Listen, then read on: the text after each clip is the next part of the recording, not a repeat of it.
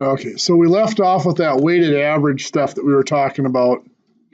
And I rushed through it way more than I wanted to, so I want to take a little bit of time to go back through it today.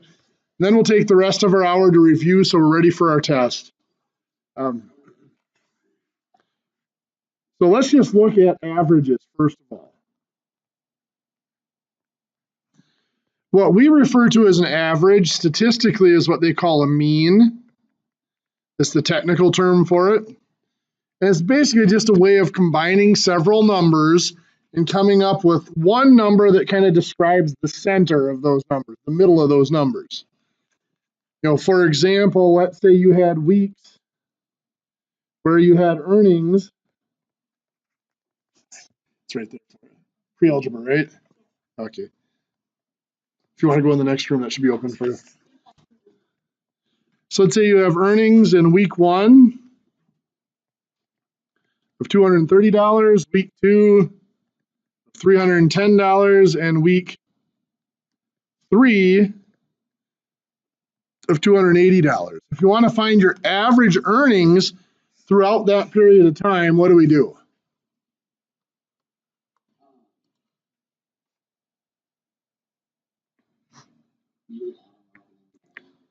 Perfect. You'd add them up, 230 plus 310 plus 280, and we would divide by 3 because there's 3 of them. Now, something to be very careful of when you use your calculator for this, when you add up the top, make sure you hit equals first before you divide. Otherwise, order of operations kicks in, and it just divides the last number, which in this case would be the 280, and it adds it to the others. So let's just go through this. 230 plus 310 is 540, plus 280 is 820, divided by 3, which is 273.3, 273 and a third, is our average. What if we had those same earnings on multiple weeks? So let's say that over the next 10 weeks,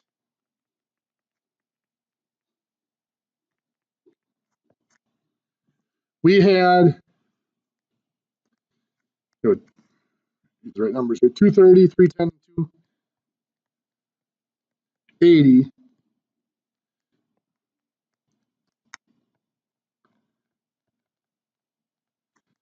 Let's say we had each of those repeated several times.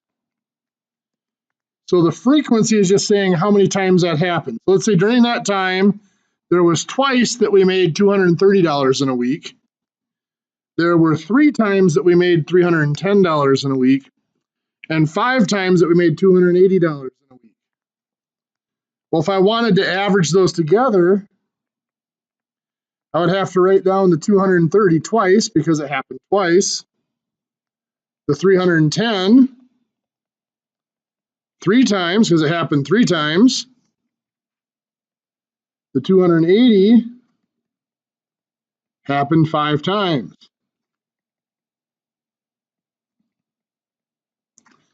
Once we add all those up, what are we going to divide by?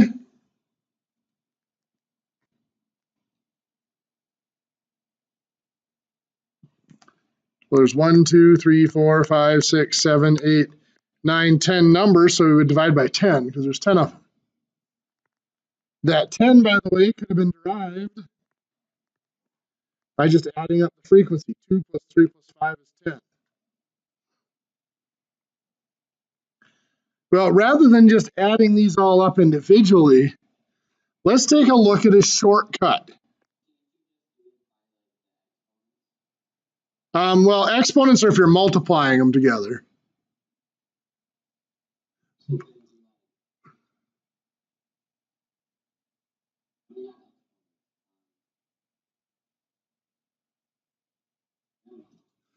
I think you've got the right idea.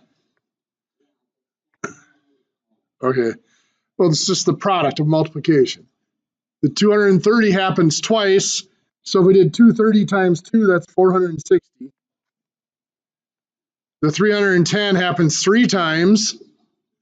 So rather than adding up 3 310s, oops. So we could take the 230, since it appears here twice, we just did 230 times 2, gave us a total of 460. The 310 appears here 3 times. So we can do the 310 times 3 is 930. And 280 appears in the list 5 times. So we just 280 times 5, which is 1400. So what we would get by adding all of these up over here is the same as what we get by just adding these numbers here. So if we add those up, we get 2,790. And the total, as we said, was 10, which is just our total frequency. So we can take 2,790 divided by 10, you get $279 per week is our average earnings during those 10 weeks. This same type of calculation applies to the GPA. Let's say you have your class report, your grade report. GPA is weighted by credits. So let's say you're, and I'm going to list your grades rather than A, B. Well, we'll list A, B, and C for now. I'm not going to do A minuses and B minuses. They do have that in your homework assignment. They show you what numbers to use for those. But anyway, for our credits here, let's say we have a 4-credit class that you get a B in, a 3-credit class that you get an A in, a 1-credit class that you get a B in, and a 5-credit class that you earn a C in. And those are your classes that you have for the semester. To find your GPA, first of all, we have to convert these letter grades into numbers. On a 4-point scale, of course, an A is 4 points, the B's are 3 points, and a C is 2 points. But this is per credit. Since this is a 4-credit class, what that's saying is this B gets counted 4 times, or that 3.0 gets counted 4 times. So 4 times 3 gives us 12. This here 3-credit class that we got an A in, again, says that 4 gets counted 3 times, once for each of the 3 credits. 3 times 4 is 12. The B is a 1-credit class, so 1 times 3 is just 3. And then the C is in a 5-credit class, so 5 times 2 makes 10. Now we add those up, 12, 12, 3, and 10 is 37. Now we have to be careful. The total frequency here is given by, up here it was labeled as the frequency. These were our amounts, and they were repeated 2, 3, and 5 times. Down here it's a little backwards. The B was repeated 4 times. The A was repeated 3 times. What that's telling us is the number of credits is actually serving as the frequency here. That's telling us the number of credits is how many times that grade gets counted. So we would add those all up. 4, 3, 1, and 5 makes 13. So your weighted GPA is going to be the 37 divided by the 13.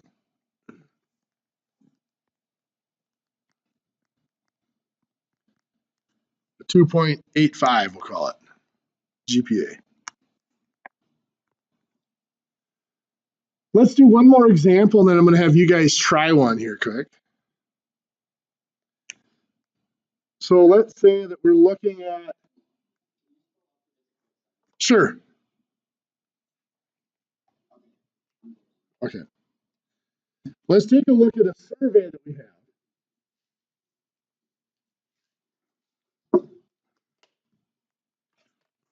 Where we surveyed students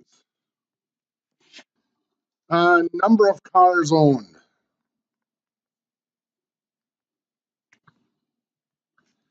So in this survey, I'm going to start out by doing 2 different surveys.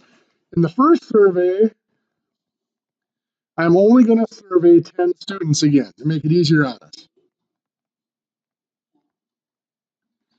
So let's say that we had responses of 0, 1, 2, and 3 cars. And in our first survey, we had 2 students that said they didn't own a car.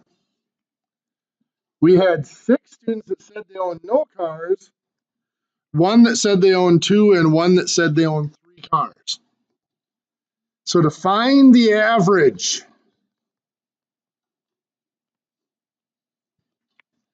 again, we could just take these and list them out and find the average. 0 cars occurred twice. So there's 2 students that have 0 cars. We're just adding them up. 1 car occurred 6 times. So we have 6 students that had 1 car. So we have to add that in 6 times. 1 student has 2 cars, and another 1 student has 3 cars. So we add those up. Those are the individual responses to our survey. If we count them up, there are 10 of those responses. So this is going to be divided by 10. So we add this up, 0 plus 0 plus 1 plus 1 plus 1 plus 1 plus 1 plus 1 plus 2 plus 3 is 11 divided by 10. 11 divided by 10 is 1.1 car. So on average, the students that were surveyed here own 1.1 car each. Well, let's take a look at where those numbers came from again and see how we shorten this up. So the 10 here is how many different responses there are. That is just the total frequency. So that's the number we divided by. The 2 zeros, if I add those up, that's equivalent of just coming over here and taking 0 times 2, which is 0. That just adds up to 0. We have 6 ones. Well, the 1 was repeated 6 times. We can just do 1 times 6 is 6. That's equivalent to those 6 ones. The 2 appears once. So 2 times 1 is 2. That's the 2. And the 3 appears once. 3 times 1 is 3. If I add these numbers here up, I get 11. That's the same as I had for my total on top over here. So the average is found, the weighted average,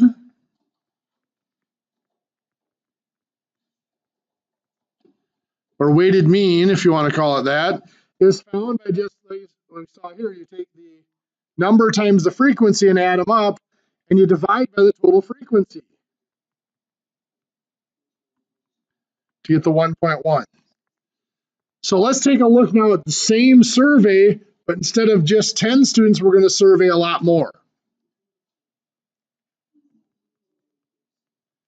So we've got our number of cars and our frequency. 0, 1, 2, and 3 cars. Let's say we have 8 students that respond that they own no cars. 34 students that respond that they own 0 cars. 6 students say they own 2 cars, and 2 say that they own 3 cars. Now, unlike up above here where there was only 10 total responses, we could list them all out and add them together individually. Here, if I add up the frequencies here, 8 plus 34 plus 6 plus 2 is 50. There are 50 total responses. We could list those out. We could list out the 0 8 times, and we could list out the 1 34 times, and the 2 6 times, and all that. But that would be really tedious. We'd be listing out 50 different numbers. So let's just use our shortcut. The 0 appears 8 times. So 0 times 8 is 0. The 1 appears 34 times. So 1 times 34 is a total of 34 for the 1s. The 2 appears 6 times. So 2 times 6 would be 12. So we'd add up the 2's to get 12. And the 3 appears twice. So 3 times 2 is 6. We add those all up and we get 52. So our weighted average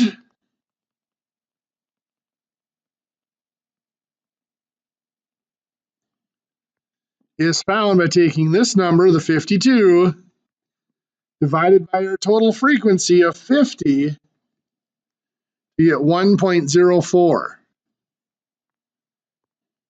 So on average, the people we surveyed have 1.04 cars.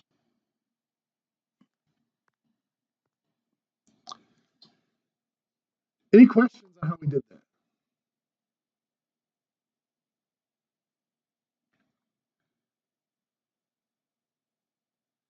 Okay, I'm gonna have you guys try one.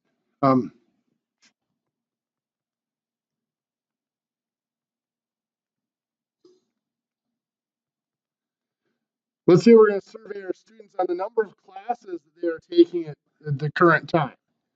Now, if they're taking 0 classes, we're not gonna consider them a student right now. So let's say it's 1, 2, 3, 4, or 5 classes.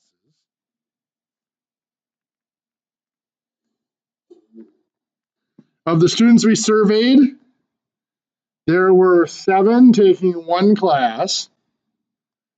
There were 32 taking 2 classes, 21 taking 3 classes,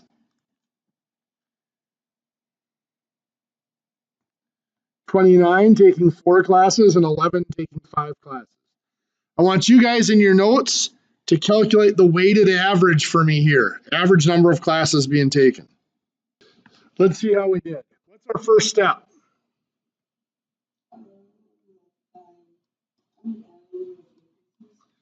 Well, you could add up the frequencies to get a total. What do we get for the total frequency?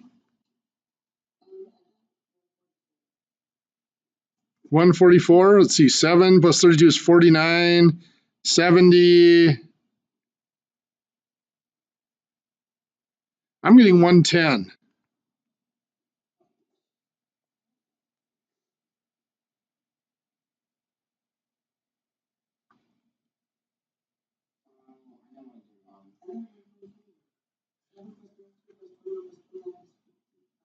Plus 11.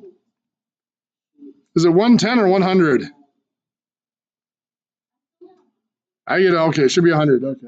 That's what I was shooting for. When I first added them up there, it didn't come out that way. So we get 100. Yeah, you jumped columns a little bit when you were adding them up there, it looks like. Yep, just some.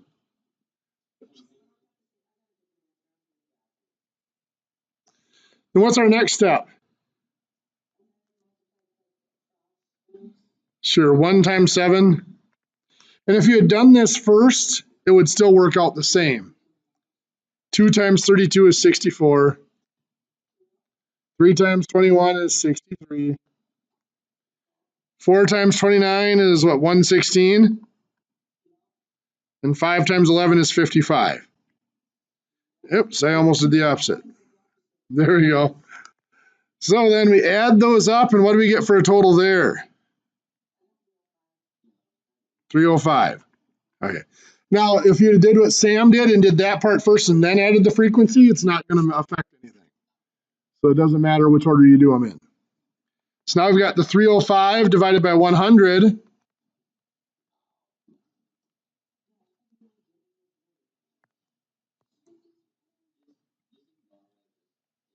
Okay. What'd you do?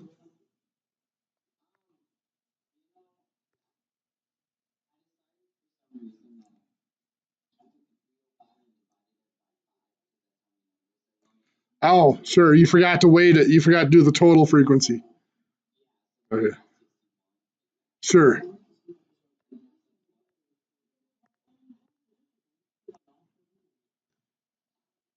Okay, so, yeah, go ahead. Yeah, go for it.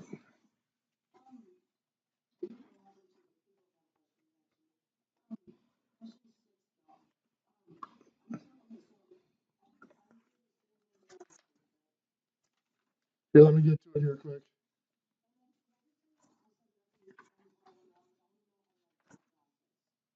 Okay, let me just get a chance to get to it.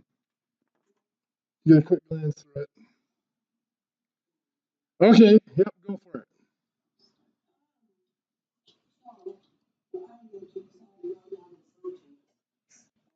Yep, yep, sure.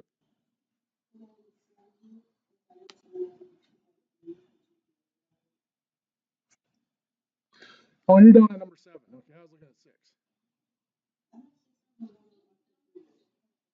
Is it numbered differently? Okay. This is, you're looking at a college student, Laura? Okay. So go ahead, what'd you do? Yep, yep,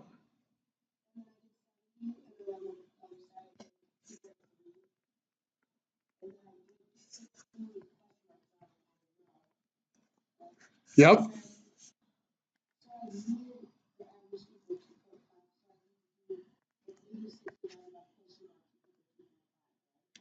yep. Well, 86 divided by X. Well, 86 divided, actually 86 is your frequency, I should say here. Because the 2.3 occurs 86 times, so it's going to be divided by 86. And then you've got to weight these, so it'll be 70 times 2.3, which is what, 161? And 16 times X is 16X. So that gives you 161 plus 16X. We can't combine those. And we need that to equal 2.5. So then from here, you've got an equation you can solve. I would multiply both sides by 86. So 161 plus 16X equals 2.5 times 86. I'm tired today, so I'm not going to try to do that in my head. 215, there we go. And then it's just a matter of solving. Yep, subtract the 161.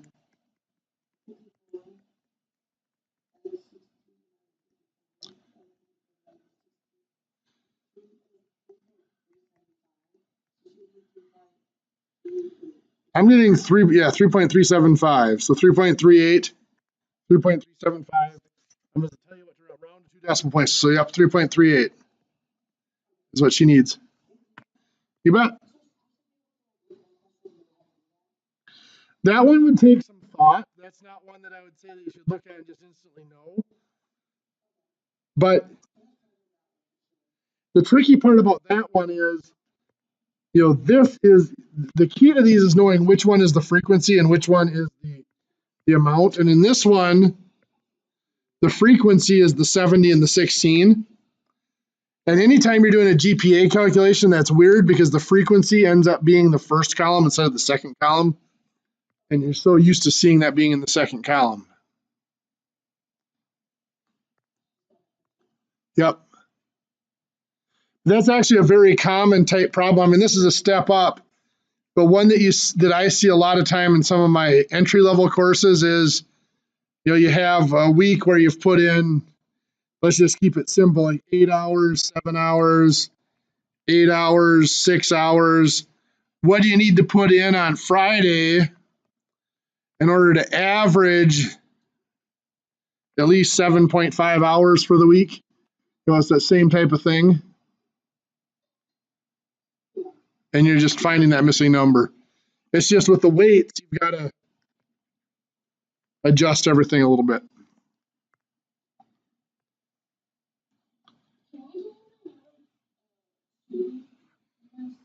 Number 2, let's see. Number 2 is calculate the weighted average for the 2 different used cars.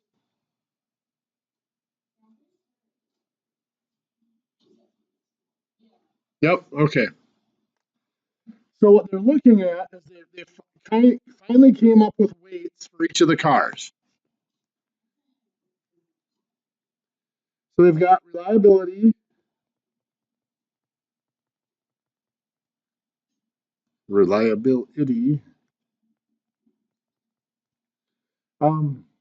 gas mileage,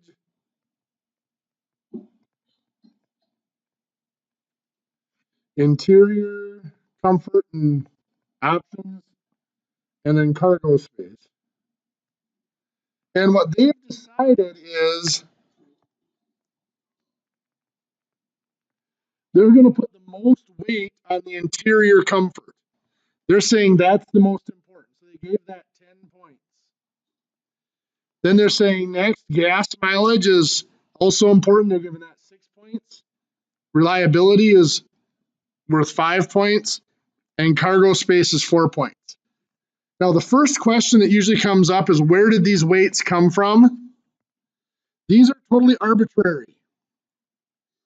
First, you have to decide how many total points you want to assign to things. You know, we talked about this a little bit last class, and I know it was kind of confusing of which one's most important to you and just assign that the most number of points. I tend to go the other way because my mind likes to build on stuff. I tend to say which one's the least important and assign that a certain number of points and then go up from there. You know, so if, go ahead.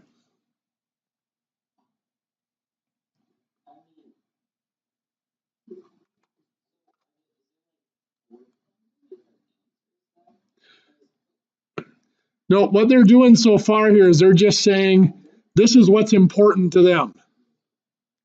So all that this is saying is that to this person, the interior comfort is the most important thing. So now we're looking at the actual cars and the car's rating. So we're just going to look at car 4 here.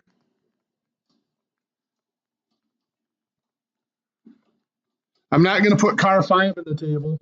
Car 5 rated a 7 for reliability, 5 for gas mileage, 8 for interior comfort, and 6 for cargo space. So to calculate a score here, we're going to find the weighted average for car 4.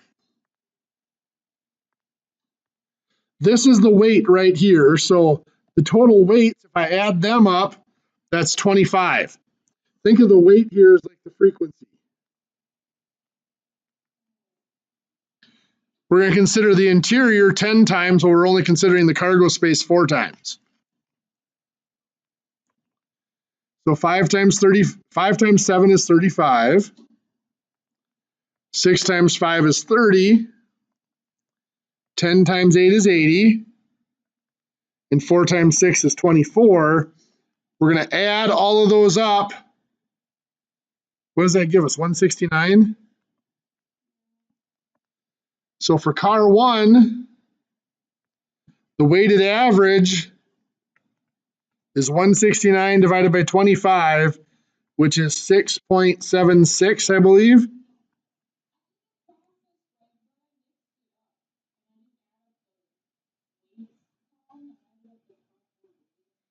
Oh, sure. Yep. And because the weight is basically saying how important is it? Or it's a multiplier. I mean, the ratings are just the ratings. If this car, it's saying the 10 is saying that we're saying the interior comfort is the most important thing. So we're given that 10 points out of 25. And we're saying the cargo is only 4 points. It's the least important thing. So that's telling us how important each of those features is. Just like when we went up here, the number of classes taken, the frequency told us how often they occurred. That's the other possible thing that weight could be is how often or how important is it?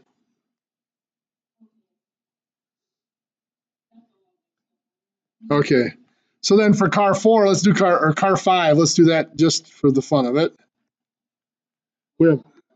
Yes, sir.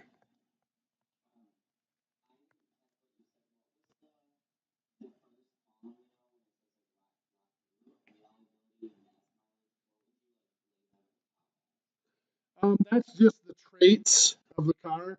There really isn't, in the problem, there isn't a label given. That's just the different categories that they rated the car in. So for car 5, what's the 6 going to get multiplied by? It's the weight of 5, right? We multiply it by the weight. So 7 is going to get multiplied by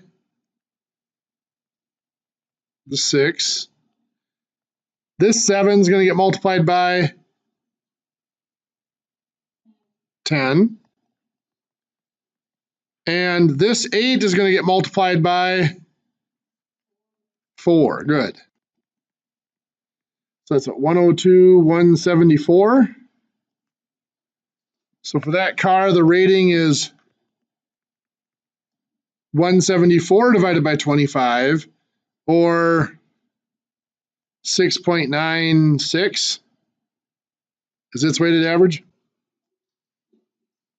So that one has a higher score. Now, the key here is these ratings, those are traits of the cars. Those are scores that the cars have been evaluated, and those scores have been assigned to the cars. The weight over here, the 25 is the total here in the frequency column of the weights. Now, these weights here are arbitrarily assigned by the user. You or I might go through and decide, you know what, comfort is not that big of a deal to me. I'm more concerned about reliability. So I might give reliability a higher score. So yeah, that would change everything else would change.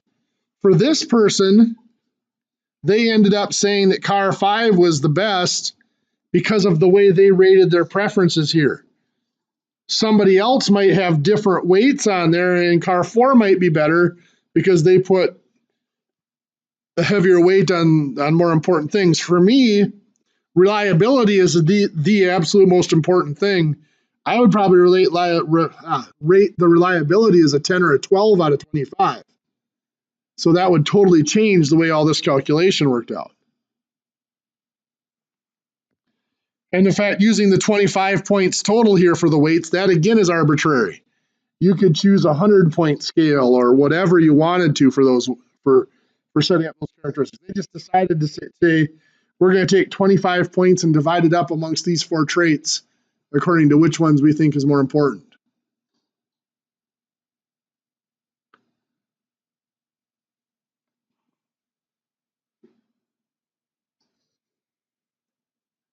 So what they're really saying here, another way you could look at this, by the way, to tie it back into our multivariable equations,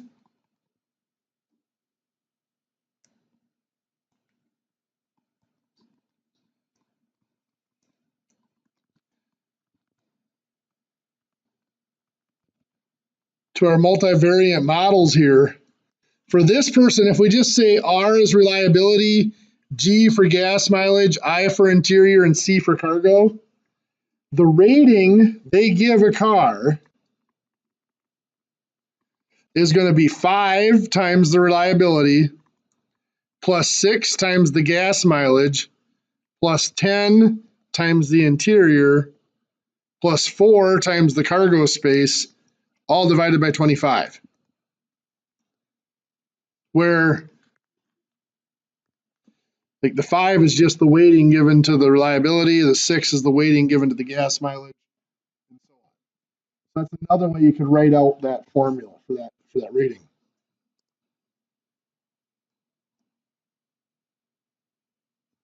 Any questions?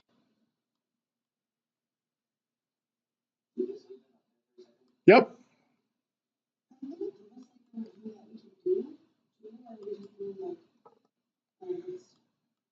We're going to go over some stuff today for a review, and that's really all I have.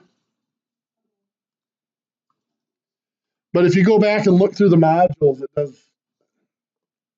I'll let you know what things to stress here. Probably weighted more heavily on modules 3 through 8, just because I wasn't here for modules 1 and 2.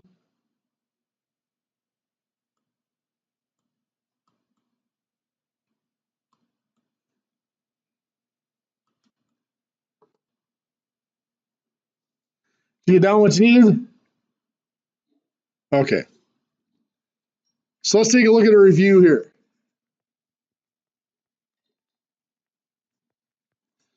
So what types of things are you going to need to know? The million-dollar questions. Huh? Well, there are formulas like what we just saw here. And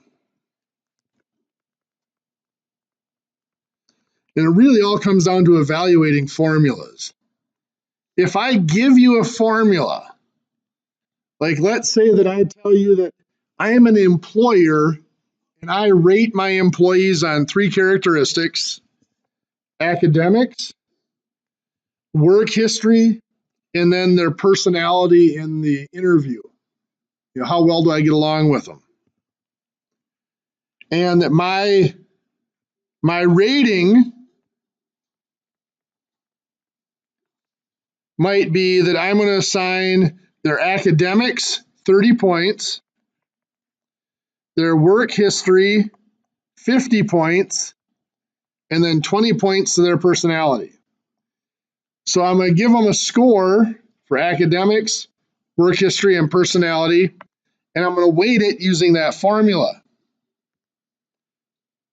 So if I have a person that comes in and I interview them and their academics are a 9 out of 10, so I'm going to give them a 9. Their work performance is a 7 out of 10. They've had some small issues in the past. And their personality, I get along with them pretty well in the interview, so I'm going to give them an 8.5 out of 10 for their personality. And then we would use this formula to figure out what is their overall rating. What would we do to figure this out?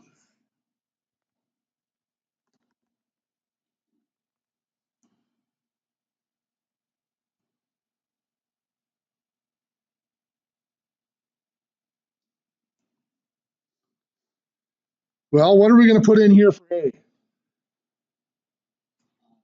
9, perfect. So 30A becomes 30 times 9 plus, thank you. Then what? Perfect.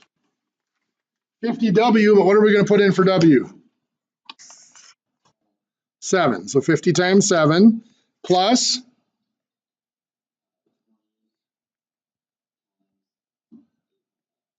25 times 8.5. Perfect. And then we're going to just go ahead and do order of operations. What does order of operations tell us to do first? Multiply. So 30 times 9, 270, good. 50 times 7, 350, yep. And 20 times 8.5, 170. Nice try though.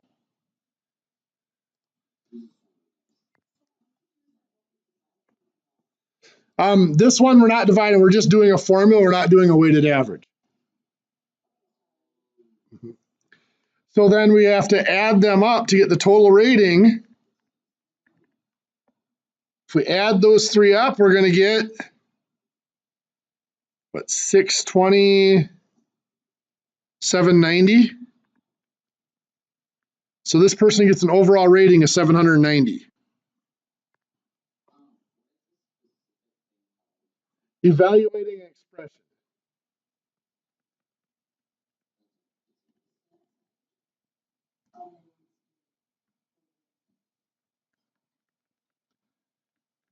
Evaluating an expression or a formula.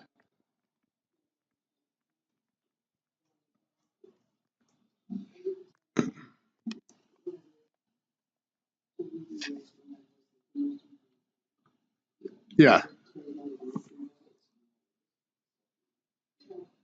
It's very similar to the weighted average we just did, only this is just assigning a score rather than an average. It's just, yeah, it's evaluating an expression or applying a formula is all it is. Be very similar to doing like a quarterback rating in the NFL. Okay. You never know. Nothing wrong with that.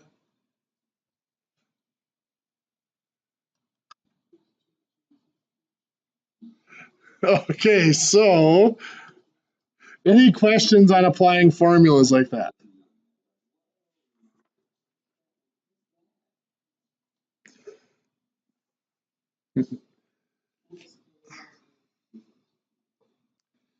So there's going to be other cases where you have to apply formulas like this, where I'll give you a formula, you have to plug in the numbers, and then you might have to figure out how to apply it to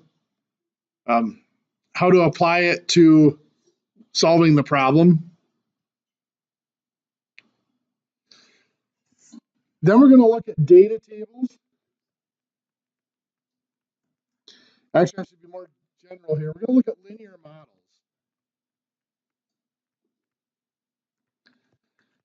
Linear models are going to include a lot of things. Linear models, the two big things, remember the first thing about a linear model is it's a constant rate of change.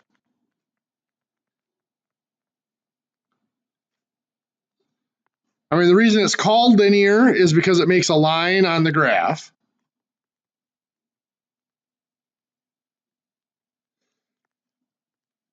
But it displays that constant rate of change, and then it has that starting point that we sometimes refer to as the y-intercept. That's where it starts on the y-axis, or when x equals 0. So that linear model, if you recall, you have your graph here, x and y.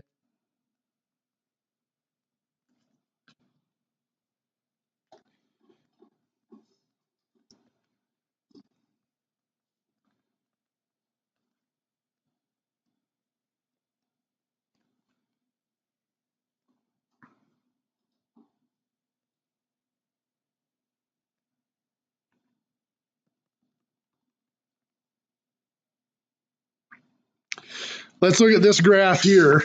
Remember, the equation is y equals a starting point plus that rate of change times x or t or whatever we're using for our variable. For this graph down here, what is our starting point?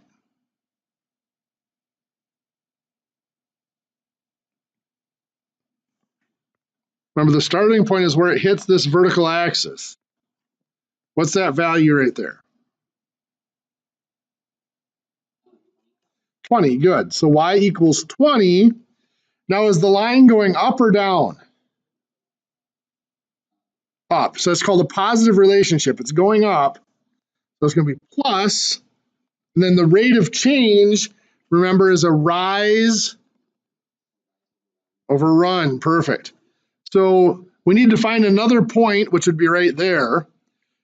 What's the rise to get up to that point?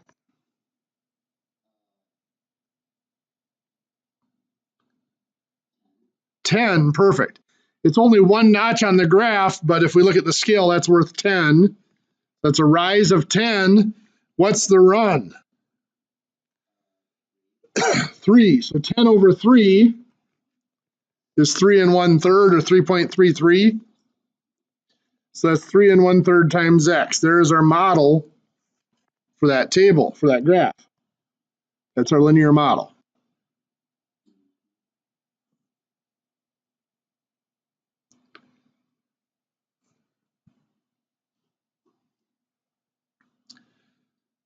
We also could make a linear model from a table.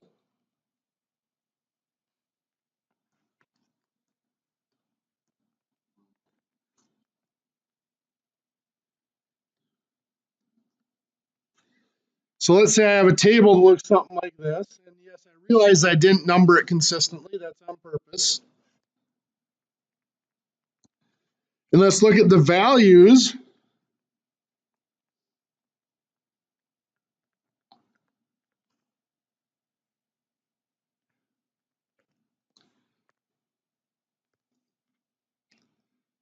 So I'm making my equation. What's the starting point here?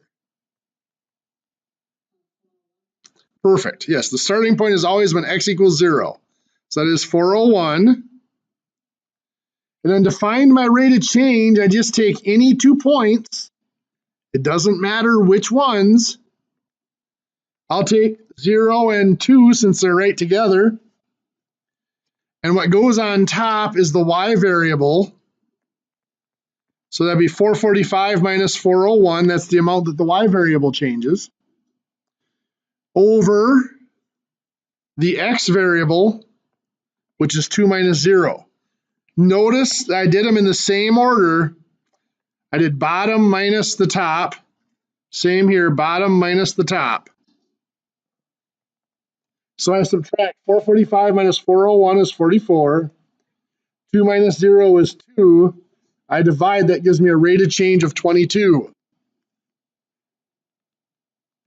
So my equation here is y equals 401 plus 22x.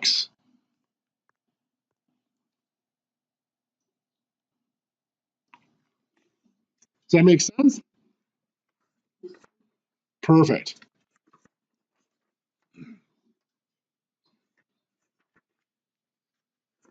So then we might talk about piecewise models.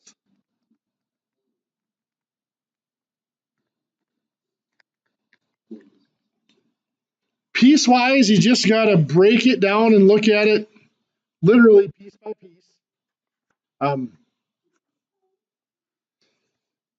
If I were looking at a graph for a piecewise function, the most common graph we would look at might be something like this.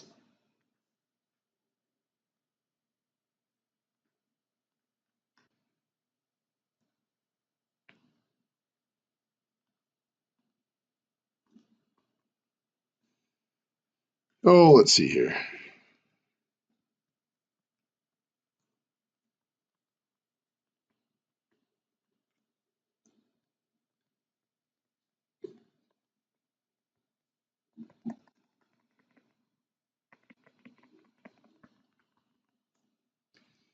So something like that.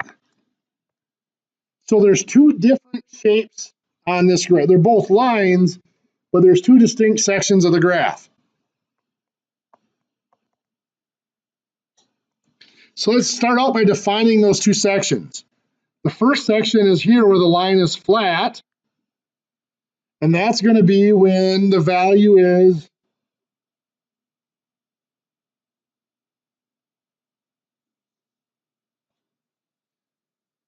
from 0 to 3, right? So say when x is less than or equal to 3.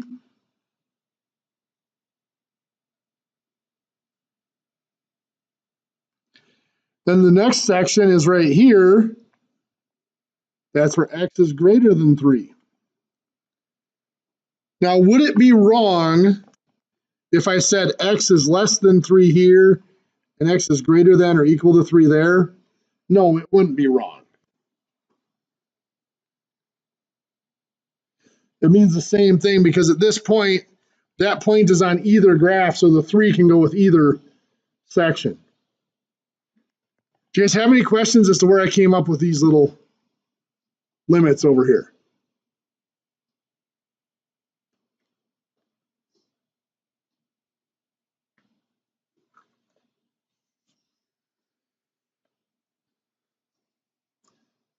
Okay, so now there's two different types of lines. Let's look at this section here where x is less than 3 or less than or equal to 3. The formula there is, well, what's y equal?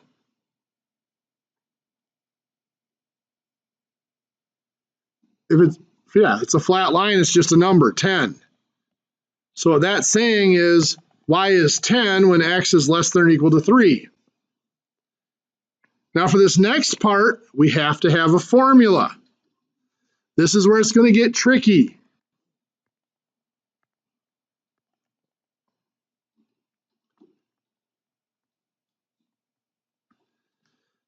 So we can find the slope. So the first thing I would do is to find the slope of that. And to find the slope, I need 2 points. Well, I have this point right here, which has a coordinate of what? 3, 10. Perfect. Then I gave you another point right here that has a coordinate of,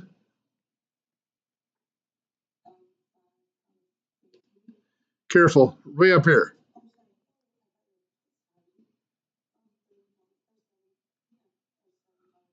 7, 30. Perfect. So how do I find the slope off of that?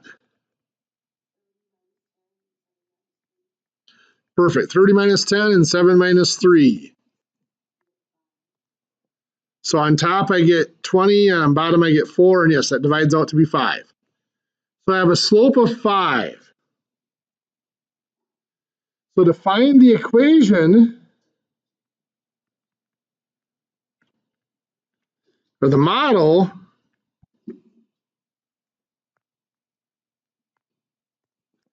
I know my y equals a starting point plus that rate of change of 5 times x. I need to know what m is here, that starting point. I don't know why I put m in there, that should be b. Yeah, you can take either one of those points would work. Let's use the 3 and 10. Which one goes in for y? 10, very good. So then the 3 goes in for x. Then you would solve that to figure out what b has to be.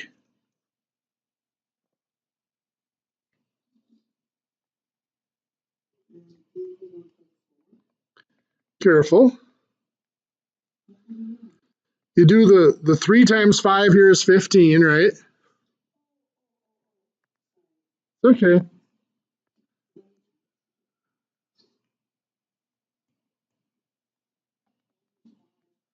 There you go.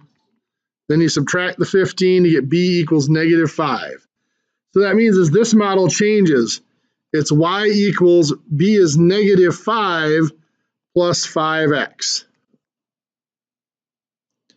So we have to go back up here to our piecewise function. This is negative 5 plus 5x when x is greater than 3.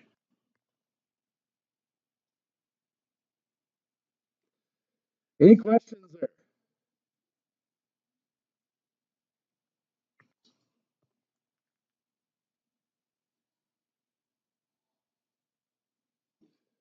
Okay.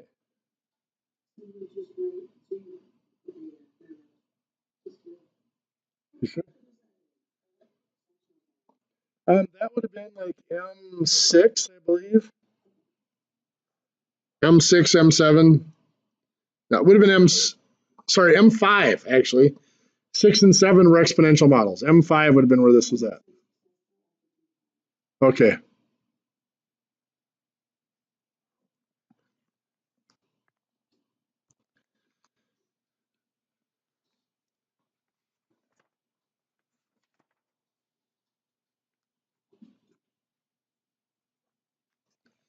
So another example of a piecewise function might be a phone plan.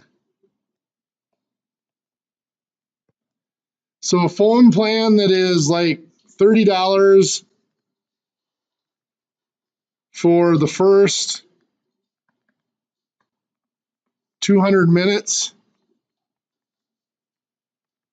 plus 6 cents. Now let's do it this way. 6 cents per minute after 200.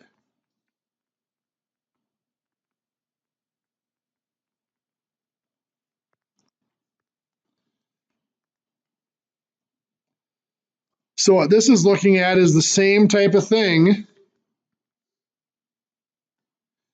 The price is $30. I'm going to use t instead of x this time if your time is less than or equal to 200 minutes.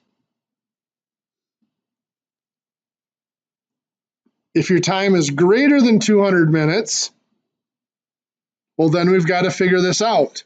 Now here we don't have points on the graph, but we have a rate of change. Y is equal to a starting point, B, plus 0.06 times T. Now the other question, first of all, any questions as to where this little equation came from? That's it after we go over 200 minutes. If we're under 200 minutes, of course, it's just flat 30 bucks.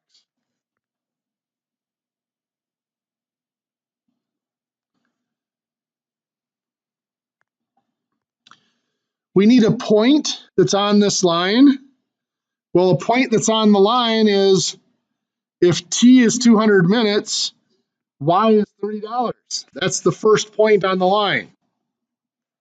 So you put 30 in for Y and 200 in for T and find out what B is.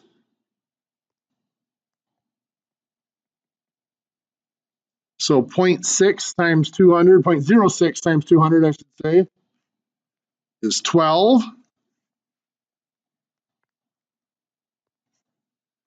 Subtract 12.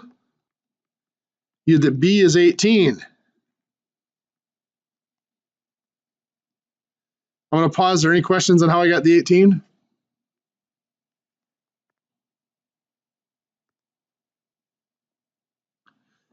So the equation down here becomes this one, but I'm going to replace B with 18. So Y equals 18 plus 0.06 T. So there is my piecewise function.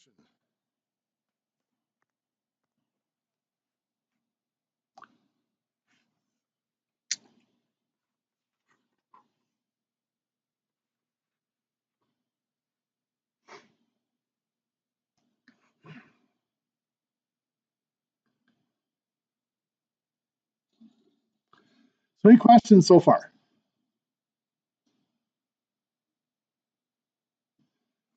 Okay. Next, we have exponential models.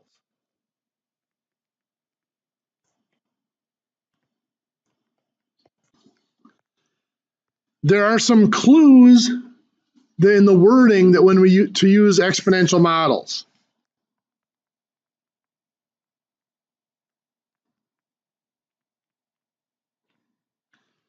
For example, if we increase or decrease by a percent every period of time, or every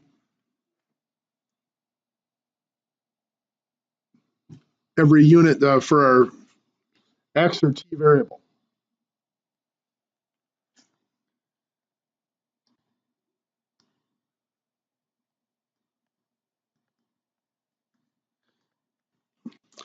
The words double, like if it doubles in 3 months or doubles in 6 years or whatever, doubling time, or half-life or other keywords that tell us that it's an exponential model.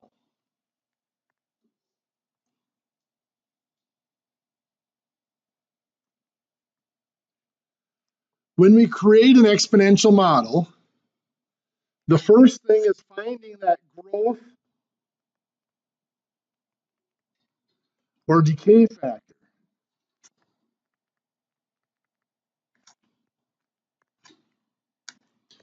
That means we're going to have either an increase or growth on one side. We have decrease or decay on the other side.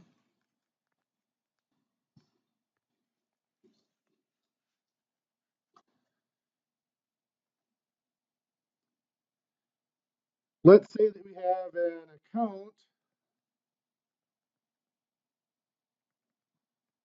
earns 6% interest each year. And it's just compounded once a year. I was trying to keep it simple here at first.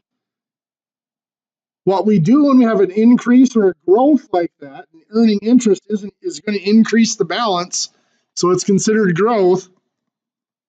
You take 100%, and what do we do with the 6%? It's an increase, so we add them. Perfect. So that becomes 106%. So our factor there is 1.06. That 106% written as a decimal.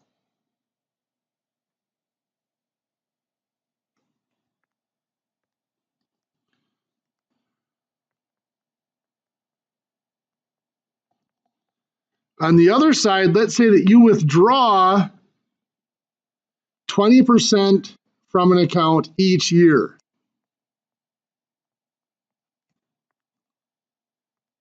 That's decreasing the balance, so it's a decay problem. You start out by taking 100% and you're subtracting 20%. Means you end up with 80% at the end of the year. So our factor is 0.8 in that type of problem.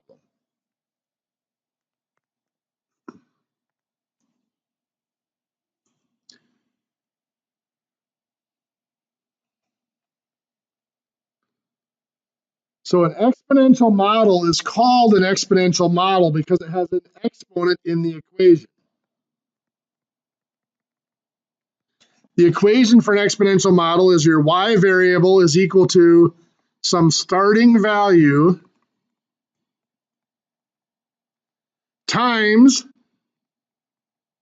the factor, which is one of the things one of those two that we got up there, to the power of x or t or whatever our variable is.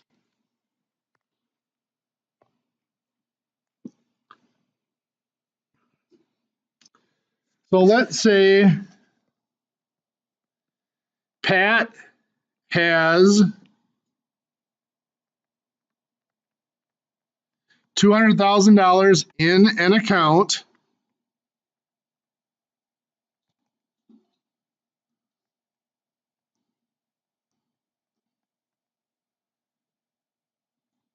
and withdraws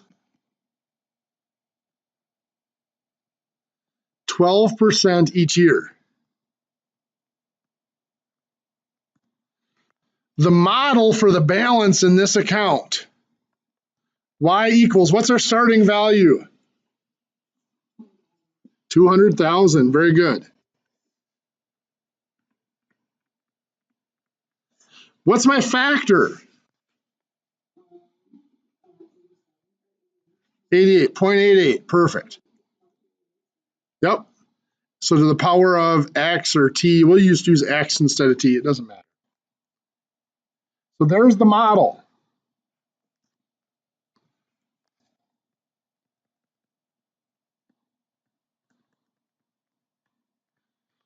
Find Pat's balance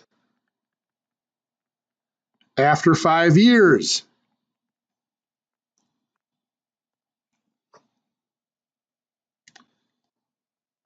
Well, where does the 5 go? For t or x, yep.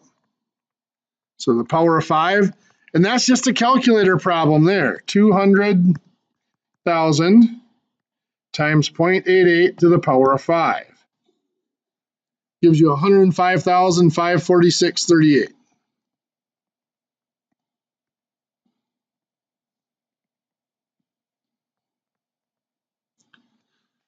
With a balance after 5 years.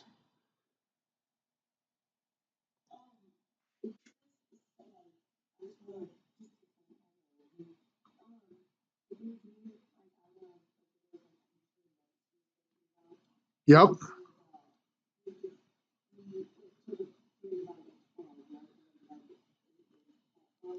Well, that's a little bit different problem. You're thinking compound interest? Well, let me come back to that in a few minutes. No problem.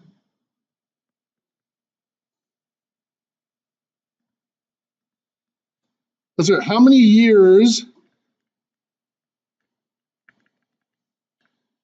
until Pat's balance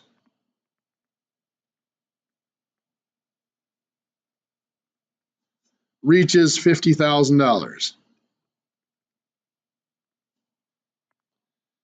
So for this one, the 50,000 goes in for Y, because that's the balance.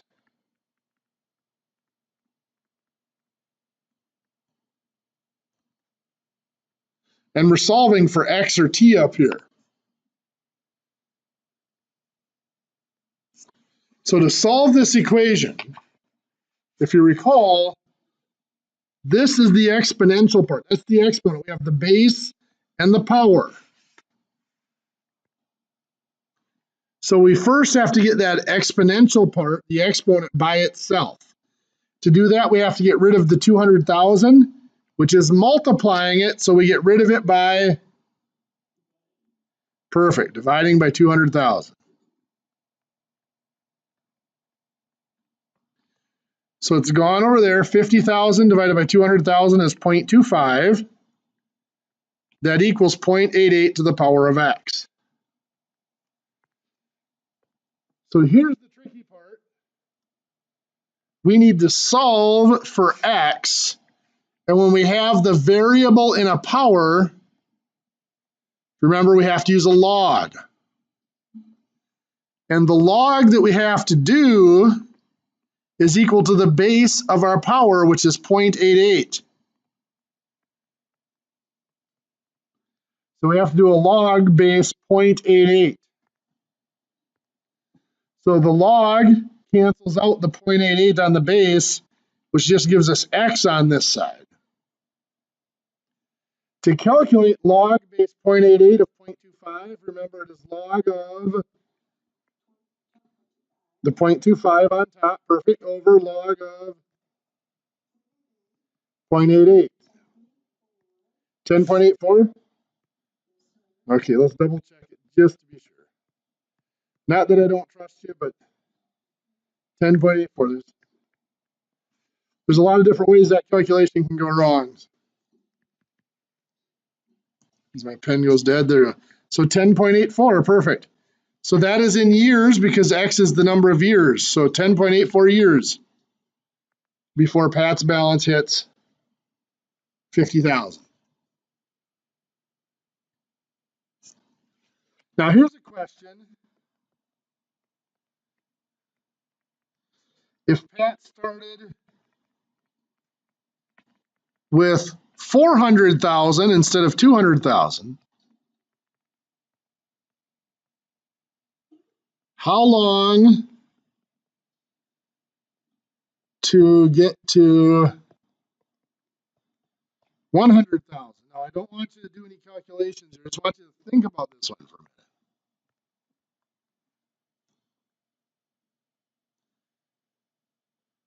Going from 200,000 to 50,000 is going down to a level of 25%, right?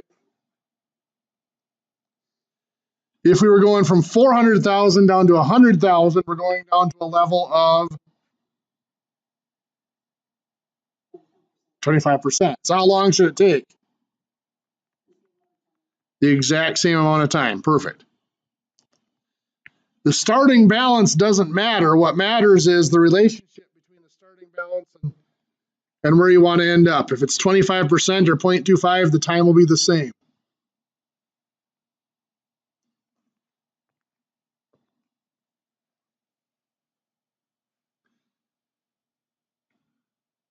Now, what you were asking about before was compound interest.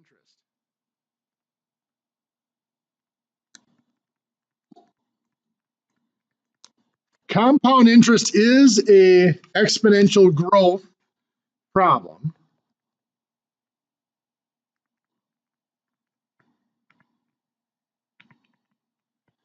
The thing with compound interest is it doesn't just go once per period. Often it'll be monthly or quarterly or whatever. So the formula for compound interest is your amount is equal to your principal times 1 plus your rate divided by n to the power of n times t. Remember, principal is your starting amount.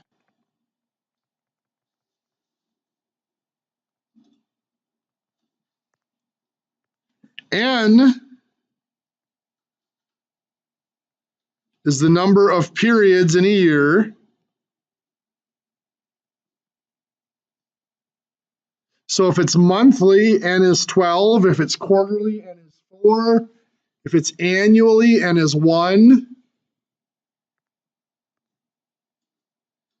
And T is your number of years.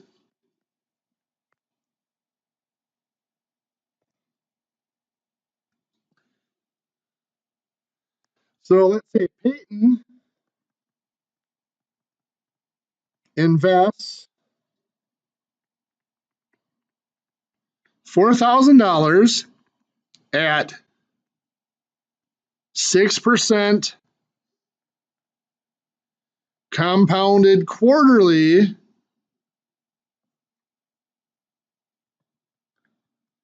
for 3 years. Find the final balance.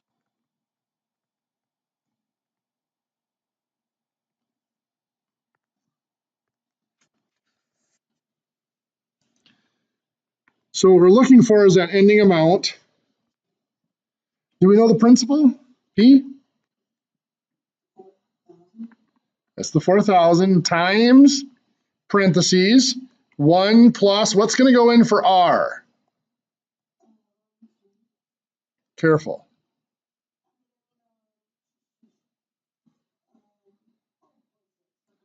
.06, that's right. So 0.06 divided by N. It's compounded quarterly. So N is 4. Good. To the power of N times T is 4 times 3.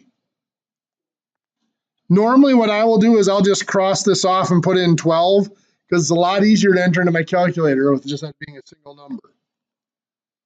So we enter 4,000 times, open parentheses, 1 plus 0.06 divided by 4, close parentheses, to the power of 12. What'd you get?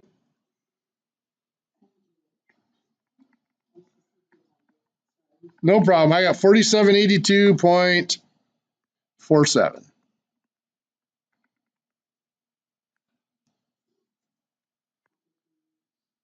That's after 3 years.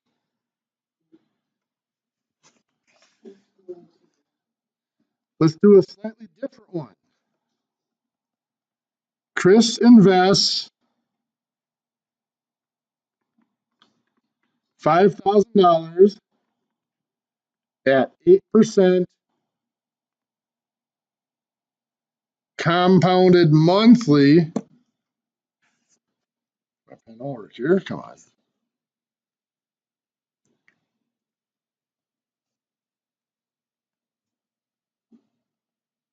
There we go. Monthly for 16 months.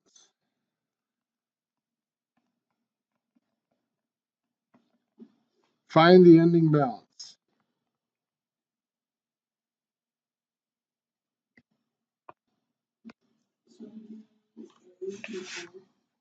Yep. Yep.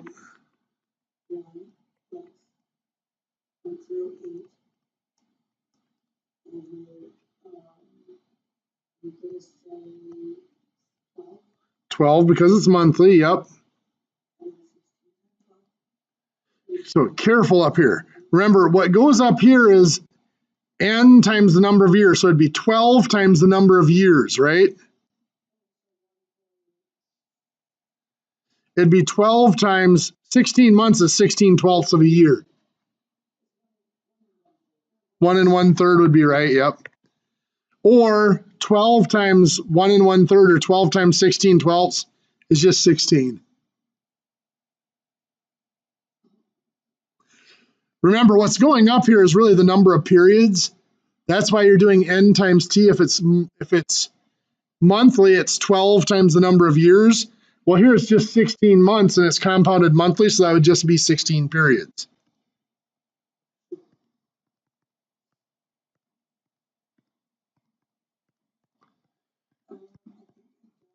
What'd you get?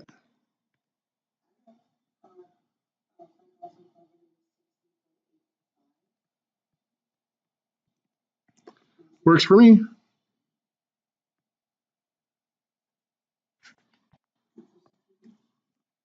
Yep, that's after 16 months.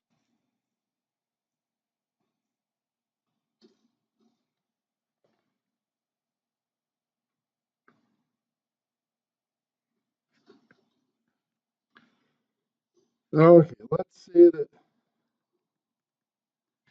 Tim invests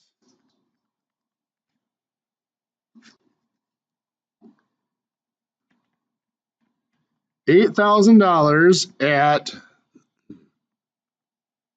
6% compounded monthly.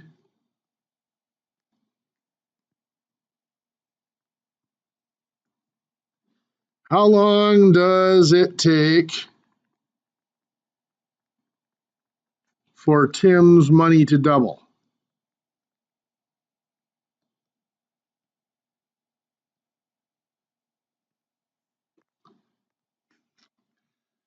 So this one's a little different. The starting amount is 8,000.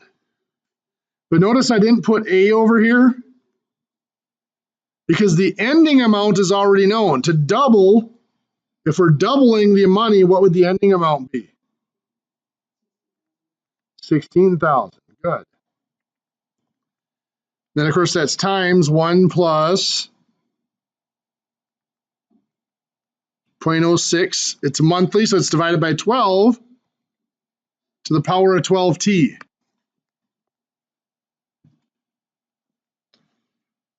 So this part here, again, is our exponential. There is one piece we can combine. We could figure this out, which is going to be what?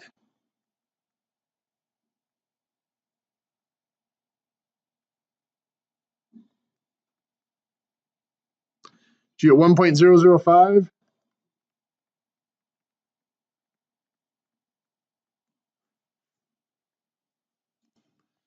You just punch that in the calculator, 1 plus 0.06 divided by 12. You get 1.005.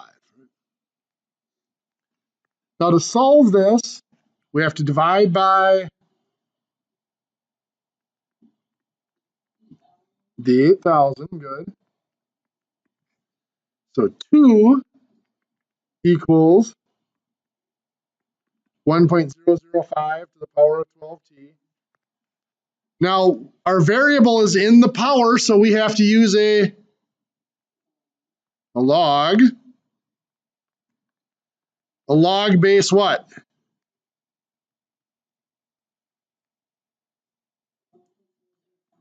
Perfect, 1.005, that's the base of our exponent. Now, here's a good question for you. On the right side, the log and the 1.005 cancels out. We are left with 12t. On the left side, how do we do this log? It's perfect. Log of 2 divided by the log of 1.005.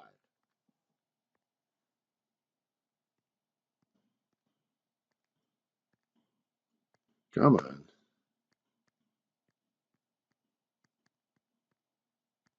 What'd we get? 138.98. And that does equal 12t. So our next step, then our final step would be divide by 12, we get 11.58 t. So that's years, 11.58 years it would take to double.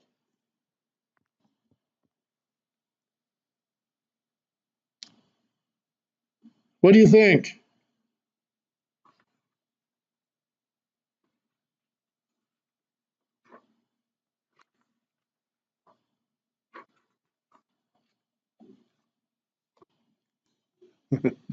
That's a lot to remember, a lot of different pieces to put together, isn't it? So remember, then we have the multivariate ones.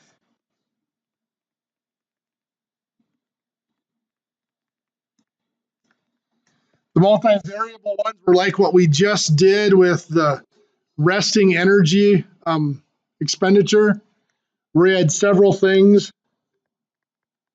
where your REE was equal to some factor. I'm just going to make up a number. 85 plus 6 times your weight plus 2 times your height minus 3 times your age. And then you find a value depending on each of those. This is similar to what we did on that first example where I gave you, my formula for evaluating an employee. It's actually not similar, it's exactly the same type of thing. So let's say your weight is, and I did this with weight in pounds, but you have to remember if the weight has to be given in a certain units, in the book, the example we saw in class, the weight was in kilograms, so we had to convert weight to kilograms. But W here is in pounds, and let's say we have a person who is 190 pounds. Height is going to be in inches. So let's say the height of this person is 71 inches. Age is going to be just in years. There's not a whole lot else we can do with that. So let's say their age is 28. So the resting energy expenditure is just filling those numbers into the formula. 85 plus 6 times 190 plus 2 times 71 minus 3 times 28. And then it's just an order of operations problem or a calculator problem.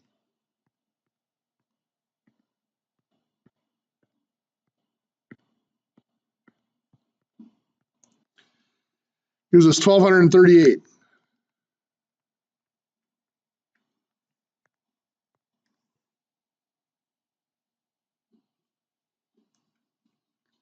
Any questions how to use something like that? Yep. And of course, with multiple variables like that, graphing is not possible because our graph only displays 2 variables at once. So we really can't make a graph of a function like that.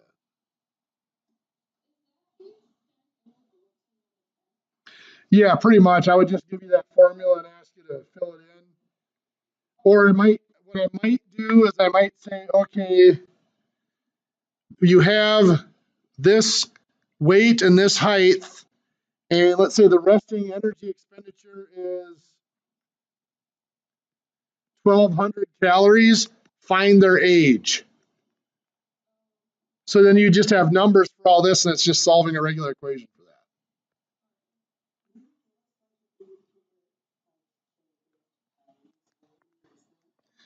that. Yes, I will.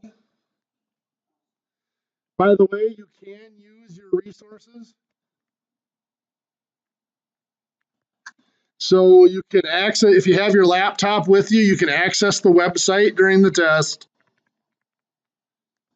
Or you can look at any old papers or handouts that you have if you've printed off any of those assignments and you have them. Or you can use your notes.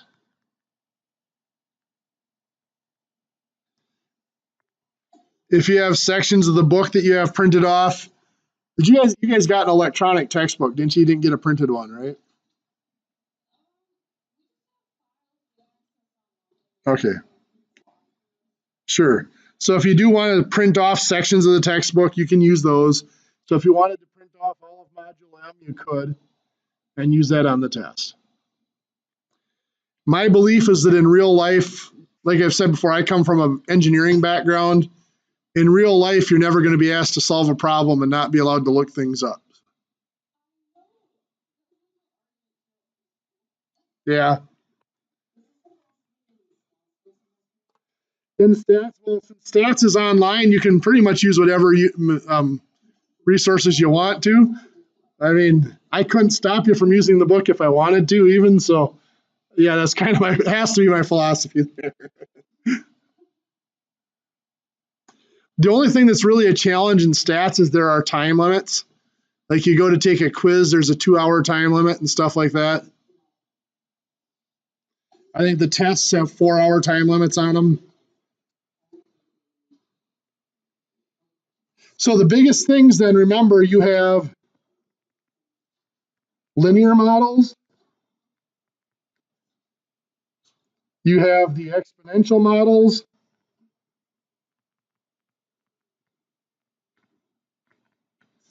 you have those piecewise models,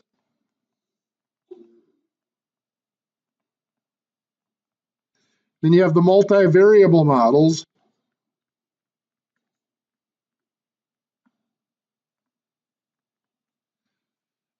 With the exponents, remember, make sure you know how to use the log to solve those problems going backwards.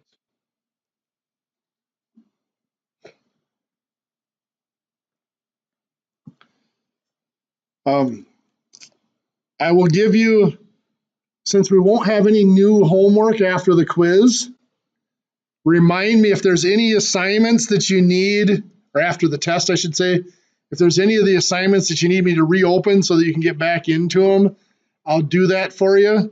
So all of, yes.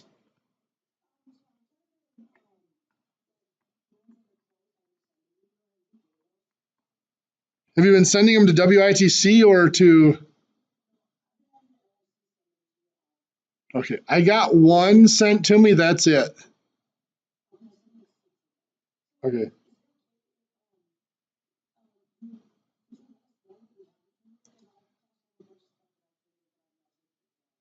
Okay, I will make sure I have that figured out by Wednesday for you.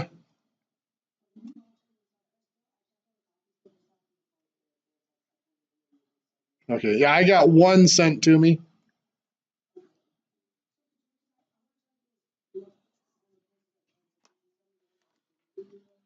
Let me take a peek here and see what I have. The one that was sent to me.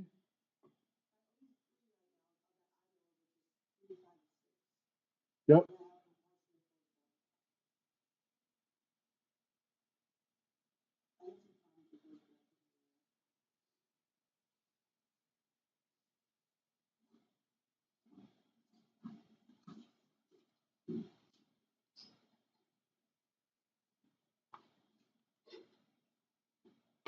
Here, let me open this up and see what it is.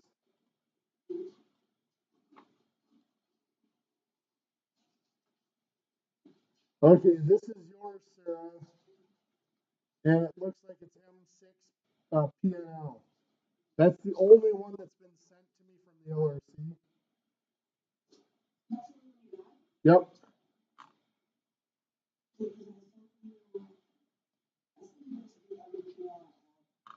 Okay.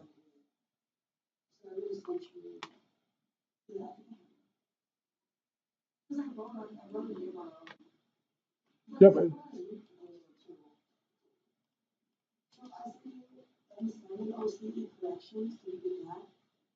I don't see that one, no. Well, let me see if it's down on the bottom here. I've got M4 corrections. That's on the bottom of the PNL, the M6 PNL.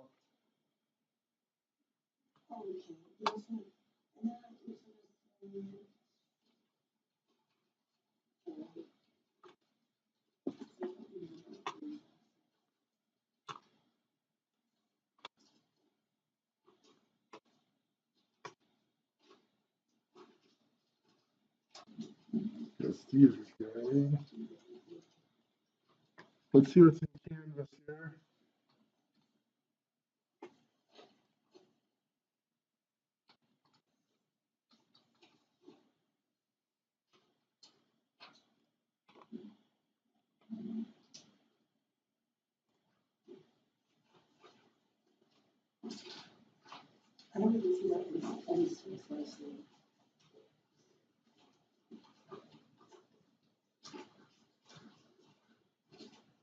I do have grades in Canvas for you for everything except for M3 OCE and the M4 PNL. I just haven't graded yet.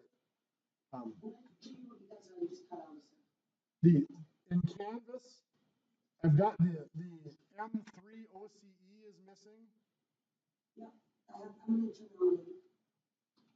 Okay, and then let's see here.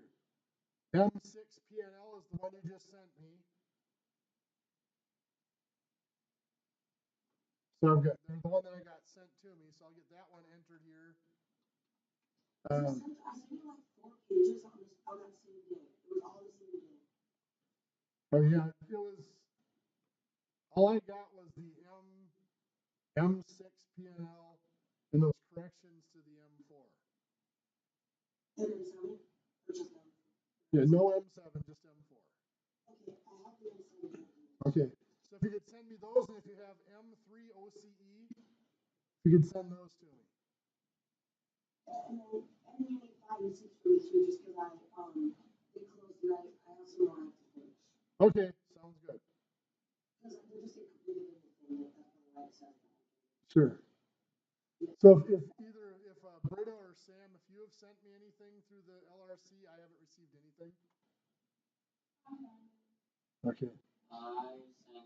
Can you tell me what the P&L was that you told me to do? Sorry. The only the M3 OCE. That's it. Oh, no P&L? No, the PNL is the one I have, so I'll get that in the grade book here soon. Okay, I'll listen to this correction section. Yeah, so if you guys could send the rest of the stuff to me, anything that you have, just resend everything that you printed off that you wanted to send, and that way I'll have it all and I'll sort through it for you. I'll have 2 hours while you guys are taking the test to sort through it and get everything straightened out for you. But I think I told you, I have switched over. The official grade book I'm using is the one in Blackboard. So that'll be it should have the final updated grades for everybody.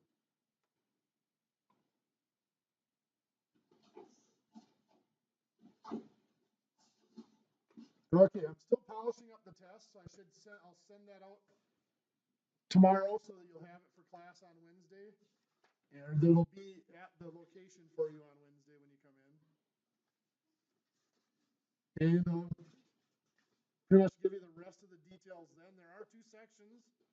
There is a multiple choice and the short answer section. And I tried to be nice, so hopefully it doesn't go too bad. You bet. Okay, well, you guys have a great day, and we'll see you on Wednesday. Thanks.